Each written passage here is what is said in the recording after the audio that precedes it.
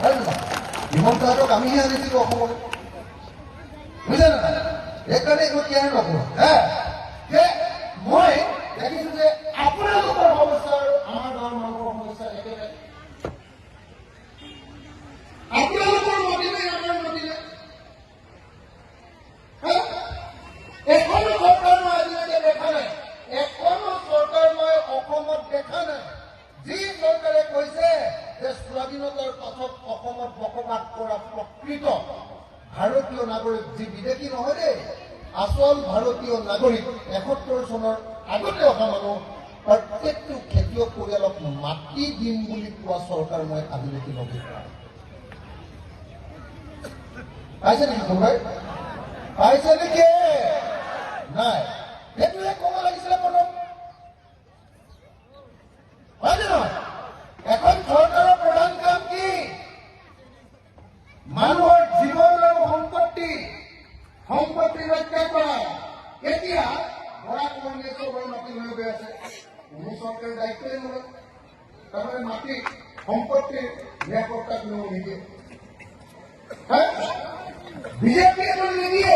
আনকি যোৱা ৭৮ বছৰ 78 ইয়াৰ্ছ ভাৰতৰ শাসনৰ ৬০ বছৰ কংগ্ৰেছে চৰকাৰ চলাইছিলে, কংগ্ৰেছেও তাহাঁতক এক টুকুৰা মাটি দিছিল, বিজেপিয়ে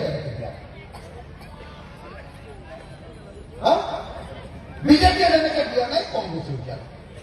মই সেইকাৰণে আপোনালোকক এটা কথা ক'বলৈ আহিছো যে ১ নম্বৰ আমি এবাৰ বিজেপিক খেদিবই লাগিব, আৰু বিজেপিক খেদিবৰ কাৰণে বিজেপি আৰু AIDF-ক এবাৰ ভোট দিয়া বন্ধ কৰিব লাগিব।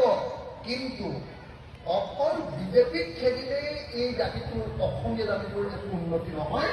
যদিহে যিখন চৰকাৰ হ'ব সেই চৰকাৰখনে আচলতে দুখীয়া মানুহবিলাকৰ কামবিলাক হ'ব, হয় নে নহয়? মই সেইকাৰণে আপোনালোকক বুকুত হাত থৈ এটা কথা ক'বলৈ আহিছো, বুকুত হাত থৈ, যদি এইবাৰ ২০২৬ চনত যদি বিজেপিৰ বিৰোধী চৰকাৰ হয় আৰু তাত যদি ৰাইজৰ দলৰ মানুহে চৰকাৰত অংশগ্ৰহণ কৰে, আমিও যদি থাকো, তেতিয়াহ'লে ৪টা কাম অসমৰ মানুহৰ কাৰণে কৰিব, ৪টা কাম, এইটো গেৰাণ্টি। ১ নম্বৰ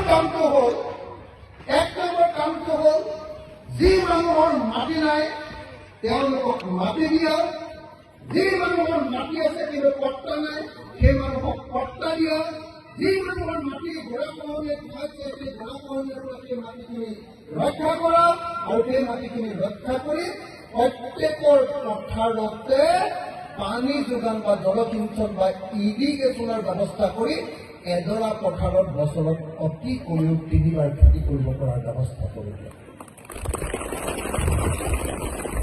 ভাল হ'বনে বেয়া হ'ব? ভাল হ'বনে বেয়া হ'ব? ভাল হ'বনে বেয়া হ'ব?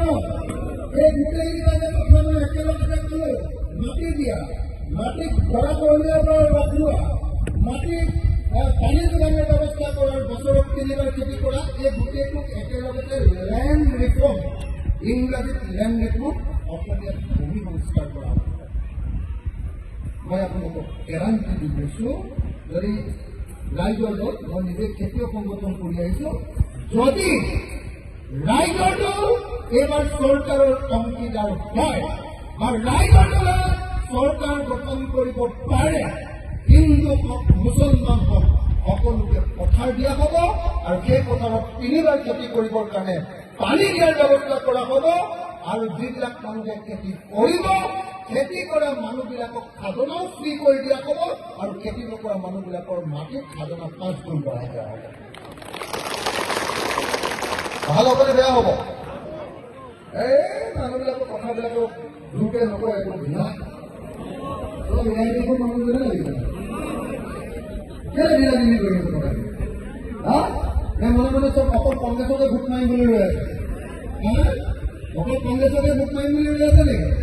কংগ্ৰেছক 60 বছৰ দিলে কাম নকৰে, কংগ্ৰেছৰ আকৌ চৰকাৰ হ'লে আপোনালোকৰ পৰা দালাল কেইটামান ওলাব, কাম নহয়। কিন্তু যদি আমি লগত থাকো ন, কংগ্ৰেছে হওক বা অন্য পাৰ্টি আমি যদি লগত থাকো, অখিল গগৈ যদি আছে, আপোনালোকক মই গেৰাণ্টি দি গৈছো, যদি আপোনালোকে পথাৰত নিজৰ মেচিন লগাই যদি পানী তুলিছে, সেই মেচিনৰ কাৰেণ্টৰ খৰচটো নহলে বা সেই মেচিনৰ ডিজেল বা পেট্ৰলৰ যিটো খৰচ, সেই খৰচটো চৰকাৰে বহন কৰিব। কি কৰি বুজি পাইছে নে নাই? ধৰিব পাৰিছেনে? ইৰি খেতি কৰিবৰ কাৰণে, চাইনিজ কৰি খেতি কৰিবৰ কাৰণে 1 বিঘা মাটিত 4,000 টকাৰ পানী দিব লাগে, হয় নে নহয়? 4,000 টকা যদি পানীয়ে দিব লাগে, সেইটো আমি কি কৰিব পাৰোঁ? হয় নে নহয়?